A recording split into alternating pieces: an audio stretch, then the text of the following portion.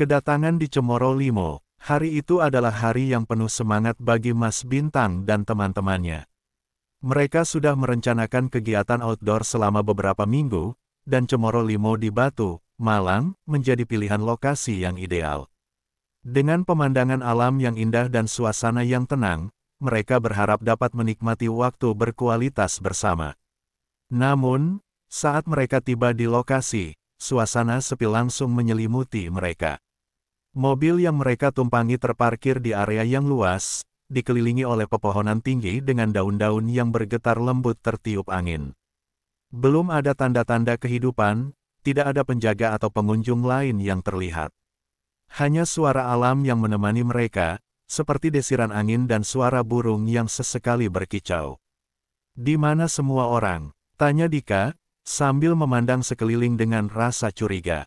"Entahlah, mungkin mereka belum datang," jawab Rina, mencoba untuk tetap optimis sambil mengeluarkan peralatan camping dari bagasi mobil. Mereka mulai mendirikan tenda di area yang disediakan, tetapi suasana aneh membuat mereka merasa tidak nyaman. Bintang merasakan hawa dingin yang tidak biasa, seolah ada sesuatu yang mengawasi mereka dari jauh. Saat mereka bekerja, Prana berusaha mencairkan suasana dengan lelucon, tetapi senyum di wajah teman-temannya terlihat dipaksakan. Ketika matahari mulai terbenam, mereka duduk berkumpul di sekitar api unggun yang mereka nyalakan. Suara api yang berderak-derak menambah suasana hangat, tetapi ketegangan tetap terasa. Mereka mulai berbagi cerita, dan Dika, yang dikenal suka bercerita, mengisahkan pengalaman-pengalaman seram yang pernah dialaminya. "Dulu, aku pernah camping di tempat angker. Suara aneh dan bayangan di malam hari membuatku tidak bisa tidur," ucap Dika. Teman-temannya mendengarkan dengan antusias, tetapi dalam hati, mereka mulai merasakan ketakutan yang sama. Tiba-tiba, suara anak-anak kecil terdengar dari kejauhan, mengalun lembut seolah sedang bermain.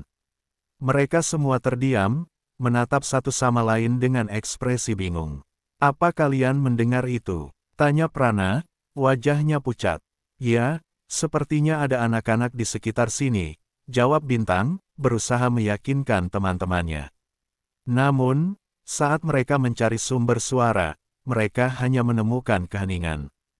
Suara itu menghilang secepatnya, meninggalkan rasa penasaran yang mendalam. Malam semakin larut, dan mereka memutuskan untuk beristirahat. Namun, saat Bintang berbaring di dalam tenda, ia tidak bisa menutup matanya. Pikiran tentang suara anak-anak itu terus menghantuinya. Apakah mereka benar-benar mendengarnya, atau hanya imajinasi mereka semata? Saat Bintang akhirnya terlelap, ia terbangun karena suara berisik di luar tenda. Dengan hati-hati, ia membuka resleting dan mengintip keluar. Semuanya gelap, hanya cahaya bulan yang menerangi sekeliling.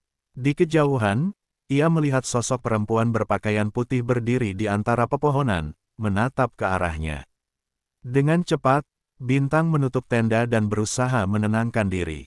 Dia membangunkan Dika dan Rina, tetapi ketika mereka keluar, sosok itu telah menghilang.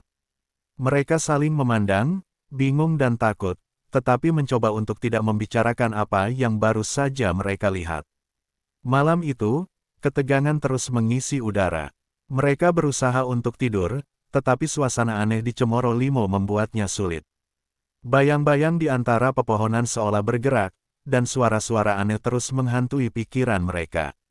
Dengan perasaan campur aduk, mereka mengakhiri malam pertama di Cemoro Limo, tanpa menyadari bahwa hari-hari berikutnya akan membawa mereka pada pengalaman yang jauh lebih menakutkan. Suara di malam hari. Pagi hari di Cemoro Limo dimulai dengan sinar matahari yang lembut menyinari tenda mereka. Mas Bintang terbangun lebih awal, merasakan suasana sejuk yang menyelimuti tempat camping mereka. Namun, saat ia melihat ke arah tenda Prana, ia menyadari bahwa temannya itu tidak ada di dalam. "Prana, di mana kamu?" teriak Bintang, suaranya memecah keheningan pagi. Dika dan Rina terbangun, mengerjapkan mata mereka yang masih mengantuk. Wajah mereka langsung berubah cemas ketika menyadari ketidakhadiran Prana. "Aku tidak tahu, dia pasti masih tidur," jawab Dika, tetapi nada suaranya menunjukkan ketidakpastian. Mereka semua keluar dari tenda, memanggil-manggil nama Prana, tetapi tidak ada jawaban. Suasana sekeliling terasa sunyi, seolah tempat itu menyimpan rahasia yang dalam. Dalam pencarian mereka, tiba-tiba suara tawa anak-anak kecil terdengar lagi, kali ini lebih dekat. Suara itu, dari mana? Rina berbisik, terlihat ketakutan. Sepertinya dari arah hutan, kata Bintang, berusaha menenangkan teman-temannya. Ayo kita cari, mungkin Prana ada di sana. Mereka mengikuti suara tawa yang menghilang dan muncul, melangkah perlahan ke arah hutan. Suara itu terasa mengundang, tetapi juga menakutkan. Setiap langkah mereka membuat ketegangan semakin menyelimuti. Saat mereka semakin dekat, suara itu tiba-tiba menghilang, dan keheningan kembali menyergap. Prana, teriak Dika, suaranya bergema di antara pepohonan. Namun, hanya keheningan yang menjawab. Mereka tidak mau menyerah. Dengan penuh harapan, mereka terus mencari hingga akhirnya menemukan Prana tergeletak di tanah, tidak sadar. Prana, teriak Rina, berlari ke arahnya. Bintang dan Dika segera menyusul, khawatir melihat keadaan Prana yang tampak lemah.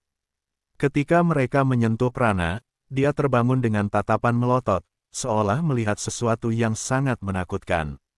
Mereka ada di sini, bisiknya. Suaranya bergetar. Siapa yang ada di sini? Tanya Bintang, mencoba memahami apa yang terjadi. Prana tidak menjawab, hanya menatap ke arah pohon besar yang berdiri kokoh di dekat mereka. Di sana, mereka melihat sosok perempuan berbungkus kain putih, berdiri terpaku dengan tatapan kosong. Wajahnya samar-samar terlihat dalam cahaya pagi yang redup. Lihat, itu dia, seru Rina, ketakutan. Namun, saat mereka mengalihkan pandangan untuk melihat lebih jelas, sosok itu telah menghilang. Apakah kalian juga melihatnya? Tanya Dika, suaranya bergetar. Prana mengangguk, tetapi wajahnya tampak semakin pucat. Dia meminta tolong, ucapnya perlahan. Merasa tidak nyaman dengan kejadian aneh itu, mereka memutuskan untuk kembali ke tenda dan mencari tahu lebih lanjut tentang tempat ini. Rina dan Dika berusaha menenangkan Prana, tetapi suasana mencekam masih membayangi mereka. Malam kedua pun tiba, dan saat mereka berkumpul di sekitar api unggun, suasana menjadi semakin tegang. Bintang berusaha mengalihkan perhatian mereka dengan cerita lucu, tetapi ketegangan di antara mereka tidak bisa diabaikan. Saat malam semakin larut, suara anak-anak itu kembali terdengar, kali ini lebih keras dan lebih dekat. Mereka semua terdiam, saling menatap dengan ekspresi cemas. Aku tidak suka ini, kata Rina, suaranya bergetar. Kita harus pergi dari sini. Tidak, kita tidak bisa. Kita harus tetap tenang, kata Bintang, berusaha memberikan semangat. Namun, dalam hati, dia pun merasakan ketakutan yang sama. Mereka akhirnya memutuskan untuk tidur lebih awal, berharap bahwa pagi akan membawa ketenangan. Namun, saat malam semakin larut, Bintang terbangun lagi karena suara berisik di luar tenda. Dengan hati-hati, ia membuka resleting dan mengintip keluar. Semua terlihat gelap, hanya cahaya bulan yang menerangi sekitar. Dalam keheningan malam, ia melihat sosok perempuan itu lagi. Berdiri di antara pepohonan, menatap ke arah mereka. Dengan cepat, Bintang menutup tenda dan berusaha menenangkan diri. Ia membangunkan Dika dan Rina. Tetapi ketika mereka keluar, sosok itu telah menghilang. Apakah kita hanya berhalusinasi? Tanya Dika, terlihat bingung. Entahlah, tetapi kita harus tetap waspada. Jawab Bintang, merasa bahwa mereka tidak bisa mengabaikan apa yang telah terjadi. Malam itu, ketegangan meliputi mereka. Suara-suara aneh dan bayangan yang bergerak di antara pepohonan membuat mereka sulit tidur. Mereka berusaha untuk saling menghibur. Tetapi semua itu tidak menghilangkan rasa takut yang terus menghantui. Dengan pikiran yang penuh ketidakpastian dan ketakutan, mereka mengakhiri malam kedua di Cemoro Limo, tanpa menyadari bahwa ancaman yang lebih besar sedang menunggu mereka di depan. Teror yang menghampiri. Malam kedua di Cemoro Limo dimulai dengan suasana yang lebih menegangkan dibandingkan malam sebelumnya. Bintang, Dika, Dan Rina merasakan ketakutan yang semakin menggelayuti mereka setelah melihat sosok perempuan dan mendengar suara anak-anak. Mereka berkumpul di sekitar api unggun, berusaha mengalihkan perhatian dari kengerian yang menjelang. Mungkin kita bisa bermain game atau bercerita, saran Dika, berusaha menciptakan suasana lebih ceria. Namun, ketika pandangannya beralih ke hutan yang gelap, rasa cemas tetap menyelimuti. Aku rasa kita harus lebih berhati-hati, kata Rina, suaranya bergetar. Tempat ini terasa aneh. Saat mereka mencoba melanjutkan kegiatan, tiba-tiba, suara tawa anak-anak kembali terdengar, kali ini lebih jelas dan lebih dekat. Suara itu seolah memanggil mereka, membuat bulu kuduk berdiri. Mereka saling memandang, merasakan ketakutan yang sama. Apa kita harus mencari tahu? Tanya Bintang, mencoba tetap tenang. Aku tidak mau. Kita harus pergi dari sini. Rina menyahut, suara paniknya semakin meningkat. Akhirnya, mereka memutuskan untuk tetap di sekitar tenda, berusaha mengabaikan suara-suara itu. Namun, rasa takut semakin mengakar di dalam diri mereka. Saat malam semakin larut, ketegangan semakin terasa. Setiap suara di malam hari terasa lebih keras, dan bayangan di antara pepohonan tampak bergerak. Ketika mereka berusaha untuk tidur, Rina terbangun di tengah malam dan melihat sosok perempuan itu lagi, kali ini lebih dekat. Matanya yang kosong menatap langsung ke arahnya. Rina terkejut dan berteriak, tetapi suaranya tidak keluar, seolah ada sesuatu yang menahannya. Bintang, Dika, bangun, teriak Rina, tetapi suaranya hanya terdengar seperti bisikan. Dika dan Bintang terbangun, dan saat mereka melihat ke arah Rina, sosok itu telah menghilang. Rina terlihat pucat dan ketakutan. Dia ada di sini, aku melihatnya, teriaknya, berusaha mengungkapkan ketakutannya. Tenang, Rina, itu hanya imajinasimu, kata Bintang, tetapi dia sendiri merasa ragu. Suasana semakin mencekam saat mereka mendengar suara tawa anak-anak itu lagi, lebih keras dan lebih menakutkan. Rina, apa kamu baik-baik saja? Tanya Dika, khawatir melihat wajah Rina yang semakin pucat. Tidak, kita harus pergi. Aku tidak mau tinggal di sini lagi. Rina menjawab, suaranya penuh ketakutan.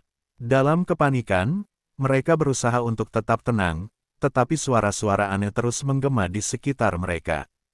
Bintang berusaha mencari cara untuk menenangkan Rina dan Dika, tetapi ketegangan di udara membuatnya sulit untuk berpikir jernih. Ketika mereka berusaha beristirahat kembali, tanpa diduga, Prana yang sebelumnya terlihat lemah kini bangkit dari tidurnya. Wajahnya tampak bingung, dan ia menatap kosong ke arah Bintang dan yang lainnya. Apa yang terjadi? Kenapa kalian terlihat ketakutan? Tanyanya. Prana, kamu sudah sadar. Kami melihat sosok perempuan dan suara anak-anak yang aneh, jawab Dika, sambil berusaha menjelaskan situasi yang sedang berlangsung. Prana mengernyitkan dahi, tetapi sepertinya tidak sepenuhnya mengerti.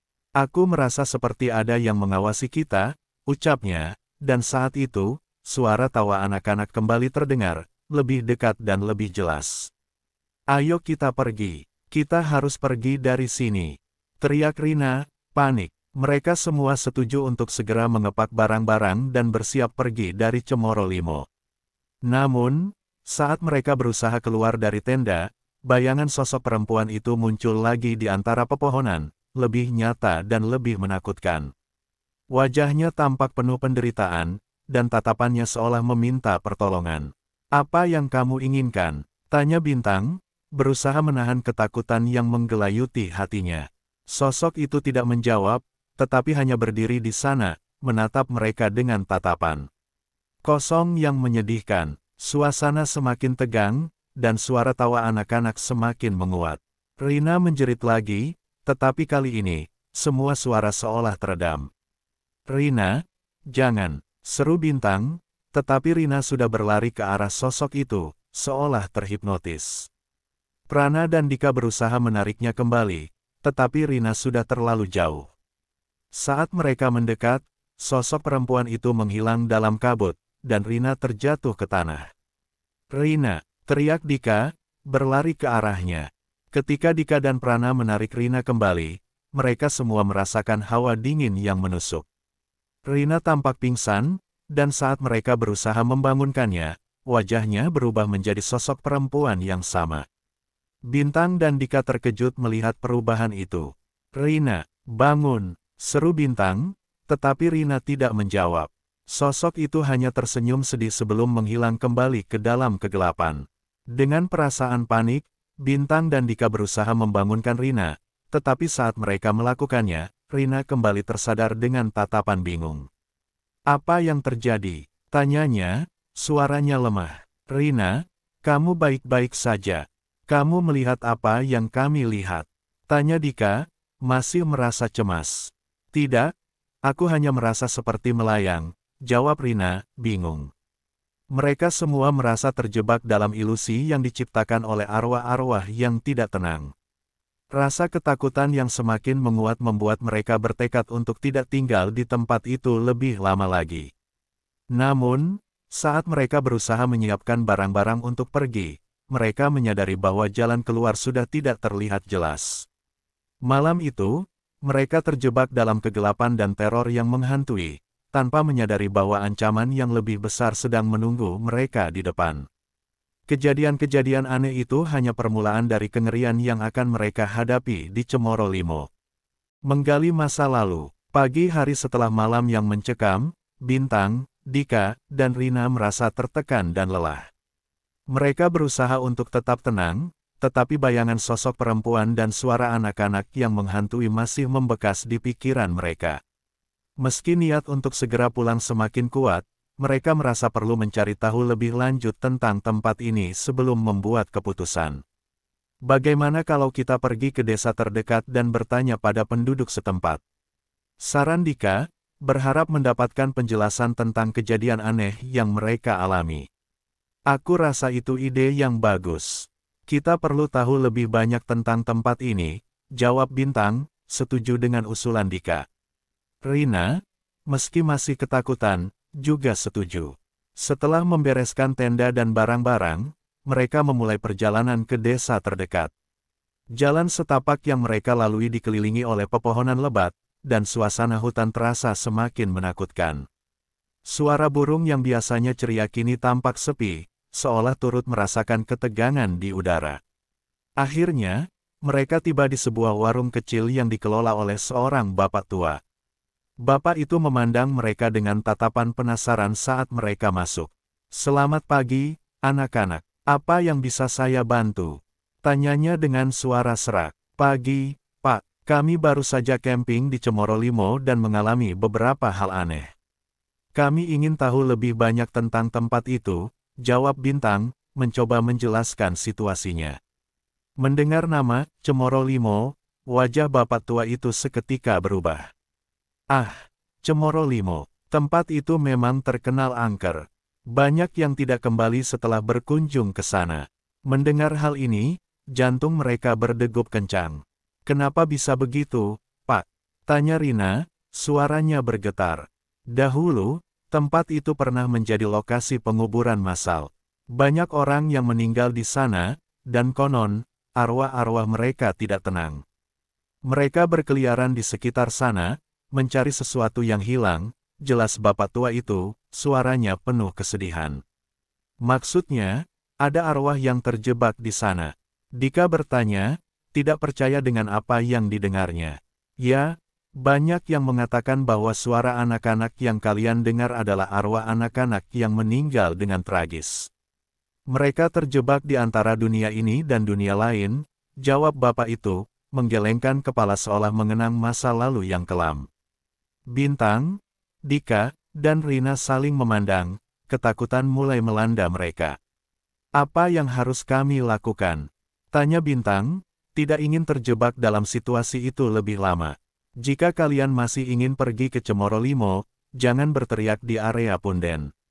Itu dianggap sangat sakral dan dilarang. Banyak yang tidak tahu, dan mereka yang melanggar seringkali mengalami nasib buruk," nasihat bapak tua itu.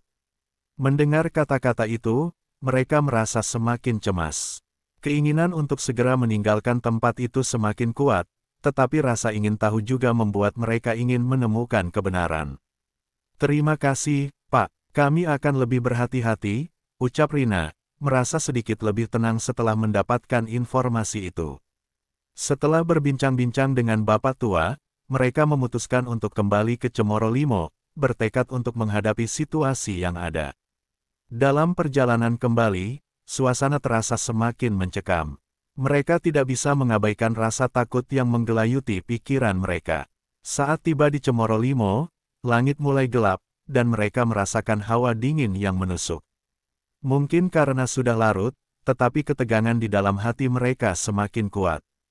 Mereka memutuskan untuk mendirikan tenda lagi di tempat yang sama, berharap bahwa malam ini tidak akan seburuk malam sebelumnya. Kembali di sekitar api unggun, mereka mencoba untuk bertahan melawan ketakutan.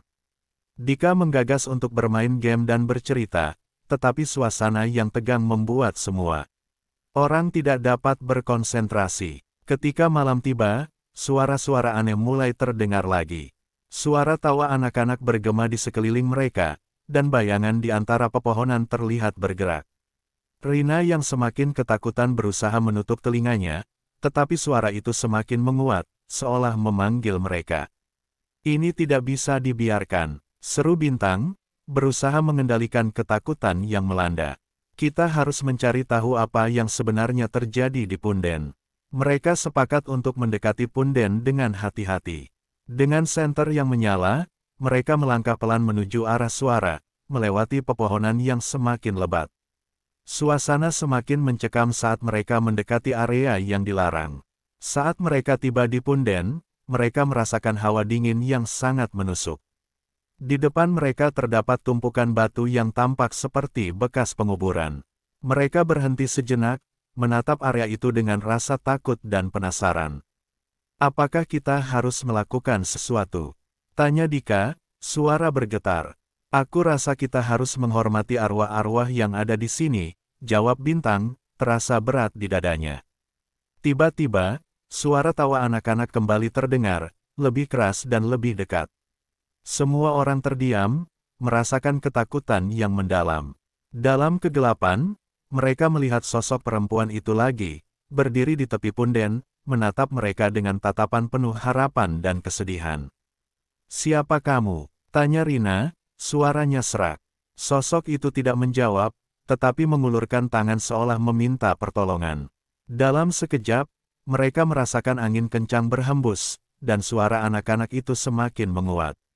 "Bisa kita bantu?" tanya Bintang, merasa tergerak untuk membantu. Saat itu, sosok perempuan itu menghilang, dan suara tawa anak-anak berubah menjadi tangisan. Dalam kegelapan, mereka menyadari bahwa mereka tidak hanya terjebak dalam kegelapan Cemoro Limo, tetapi juga dalam kisah sedih yang telah berlangsung selama bertahun-tahun. Dengan perasaan campur aduk, mereka menyadari bahwa mereka harus menemukan cara untuk membantu arwah-arwah yang terjebak dan menghadapi kebenaran yang mengerikan. Mereka tidak bisa terus-menerus lari dari apa yang terjadi, mereka harus menghadapi kegelapan itu, meskipun itu berarti menghadapi bahaya yang lebih besar. Kebenaran yang menakutkan. Malam di Cemoro Limo semakin larut, dan suasana terasa semakin mencekam setelah pertemuan dengan sosok perempuan dan suara tangisan anak-anak. Bintang, Dika, dan Rina berdiri di dekat Punden, merasakan angin dingin yang menusuk kulit mereka. Rasa takut bercampur dengan rasa ingin tahu semakin meningkat. "Kita tidak bisa terus seperti ini," kata Rina, suaranya bergetar.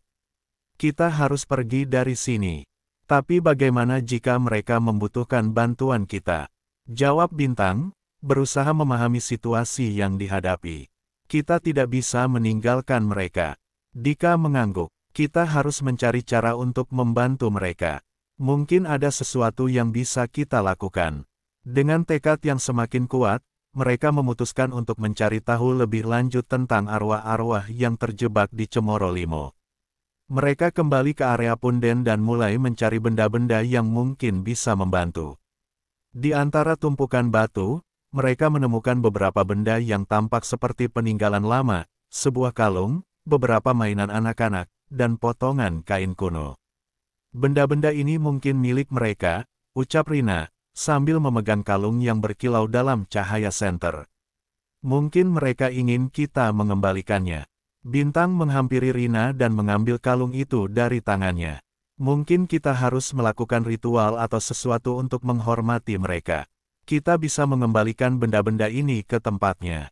Saat mereka mengatur benda-benda itu di atas batu sebagai persembahan, suara tawa anak-anak kembali terdengar, tetapi kali ini terdengar lebih tenang, seolah arwah-arwah itu merespons usaha mereka.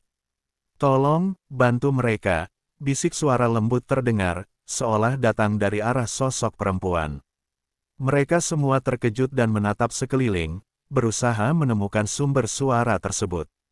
Kemudian, tanpa diduga, sosok perempuan itu muncul lagi, tetapi kali ini ia terlihat lebih jelas. Wajahnya tampak penuh harapan, dan matanya bersinar saat menatap mereka. "Terima kasih," ucapnya dengan suara lembut dan penuh rasa syukur. "Siapa kamu?" tanya Bintang, berusaha menahan ketakutannya. "Aku adalah salah satu dari mereka yang terjebak. Kami tidak bisa pergi karena benda-benda ini," jawab sosok itu, menunjuk ke arah kalung dan mainan yang mereka letakkan di atas batu. "Kami ingin kembali, tetapi kami membutuhkan bantuan kalian.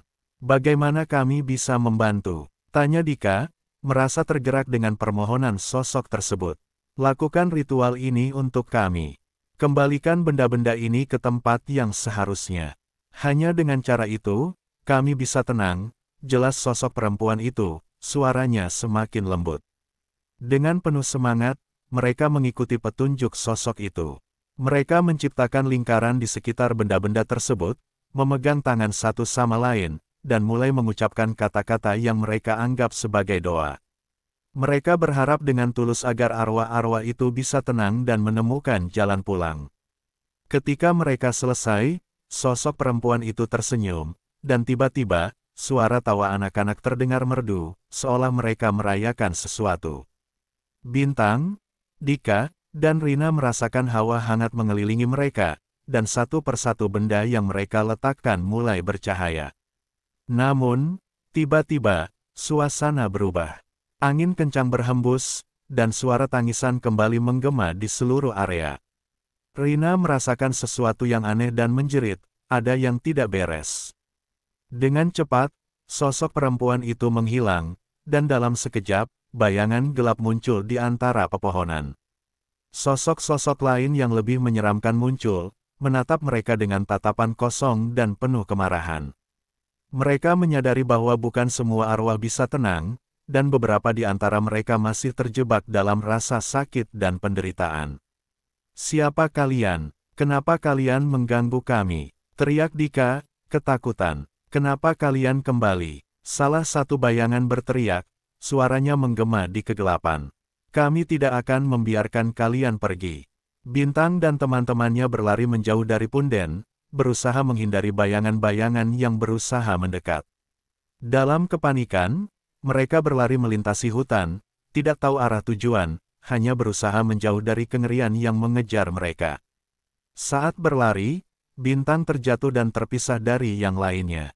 Dia berusaha bangkit dan melanjutkan, tetapi merasa ada sesuatu yang menghalangi jalannya. Dalam kegelapan, ia melihat sosok perempuan itu lagi, tetapi kali ini ia tampak sedih. "Bantu mereka," bisik sosok itu. "Hanya kalian yang bisa membantu arwah-arwah ini menemukan kedamaian." Sementara itu, Dika dan Rina yang berlari bersama, merasakan bahwa mereka tidak bisa meninggalkan Bintang. "Kita harus kembali. Dia masih di sana," seru Rina. Mereka berbalik dan berlari kembali, menembus kegelapan yang semakin pekat. Ketika mereka menemukan Bintang, dia terdiam, menatap sosok perempuan yang berdiri dengan penuh harap.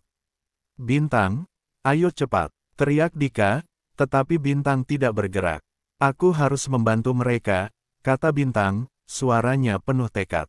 "Kita harus memberi mereka kesempatan." Rina dan Dika saling berpandangan, menyadari bahwa Bintang benar. Mereka tidak bisa terus melarikan diri.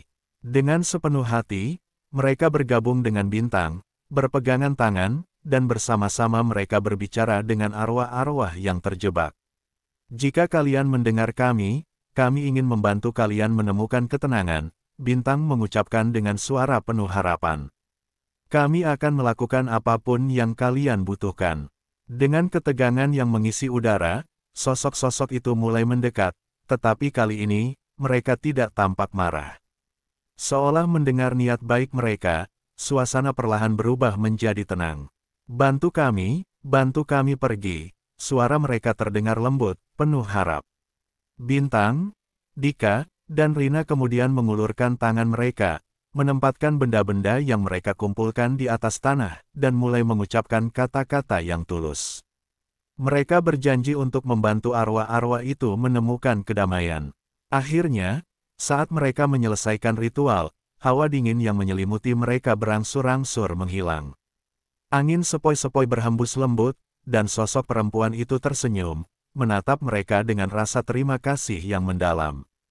"Terima kasih," bisiknya, sebelum menghilang ke dalam cahaya yang menyilaukan. Suara tawa anak-anak kembali terdengar, tetapi kali ini, penuh kebahagiaan. Saat semuanya berakhir, Bintang, Dika, dan Rina merasa seolah beban berat telah diangkat dari bahu mereka. Mereka terdiam sejenak, merasakan kedamaian yang baru ditemukan di Cemoro Limo.